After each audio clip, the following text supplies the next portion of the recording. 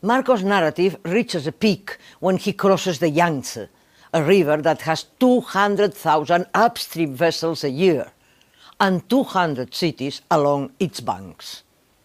South of the Yangtze, he arrives at the city of Cathay, today's Hangzhou, the former capital of the Sung Empire. The book presents Cathay as the finest and noblest city in the world, with 12,000 bridges, each provided with a guard of 10 men, and 12 guilds of different crafts, each of them occupying 12,000 houses for its workmen. The masters of the craft are so rich that they never work with their hands, and in the middle of the lake there are hostels that cater to all kinds of banquets. According to the book, Cathay has a population of 1,600,000, and everyone has his name and all those of his immediate relatives written on the door of his house. This is one of the points in Marco's book that appear clearly corroborated in the Chinese UN sources. In Mongol cities, households were organized in wards of precincts, in the same way as rural households were organized in communes, as we saw in previous lectures. In both cases, those units were responsible for tax collecting and for social order maintenance. All the streets in the city are paved with stone, as are all the highways in South China, where there are more than 12,000 great and wealthy cities, and in each of them the Great Khan has a garrison of at least 1,000 men. Cathay has 10 principal markets where everything is sold, and each of them is frequented by 40 or 50,000 people. Around the market are stone houses where traders from India and other foreign countries store their wares. And certain streets are occupied by the prostitutes, who he labels the women of the town, noting that they are extremely accomplished and splendidly attired. Other streets are occupied by physicians, astrologers, and teachers of reading and writing. As we have already seen in previous lectures, physicians and astronomers were two of the groups specially favored in UN China. As for the reading and writing, Kublai had also disposed that all rural communes and city wards ought to have a school.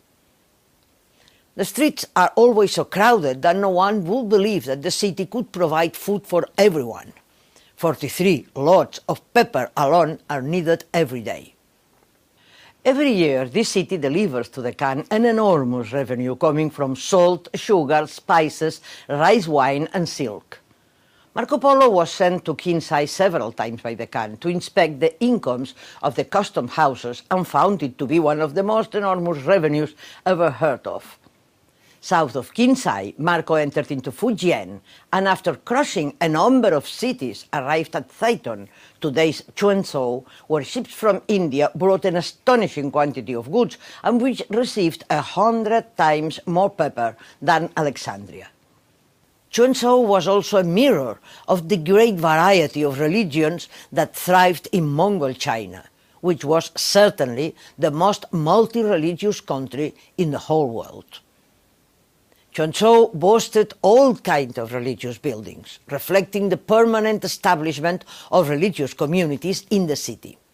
Muslims had the big mosques that are still standing, Hindu symbols and religious icons intermixed with Buddhist figures in the big Kaiyuan pagoda.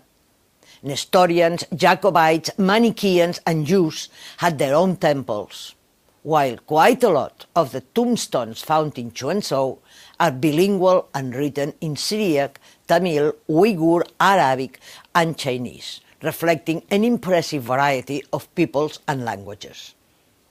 As happens all through the book, Marco Polo comments on various faiths, but he seems indifferent to the essential contents of their beliefs. Another aspect that struck the Venetian Marco is the Chinese ships. He comments on them many times in his book. Their decks with 50 cabins for merchants, 4 to 6 movable masts, 200 or more sailors. The ships struck him for their sheer size, while their capacity to carry 5,000 to 6,000 pepper baskets certainly appealed to his merchant side. He also took special note of their structure, highlighting the security provided by the stern purse rudder and the bulkhead compartments.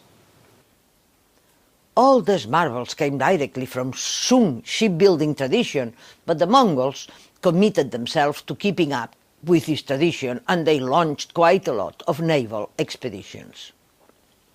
One of them, the frustrated invasion of Japan, which turned out to be a major failure, took place when Marco was in China. And Marco's book devotes 3 chapters to talking about Zipango and its endless quantities of gold and marvelous pearls. This is the first mention of Japan to reach the West. The book contains also the first mention of Java and Sumatra to reach Europe. The book was especially important for geographers and map makers. One scholar has said that never, before or since Marco, has anyone provided such a quantity of geographical information. The world was wider after Marco, and Eurasia became different, with its eastern part much bigger, a new shape in which Jerusalem couldn't keep the central position where medieval maps had placed it. Marco's world went into maps by the mid-14th century in the Catalan map drawn by Cresques, a Jewish family of geographers living in Majorca.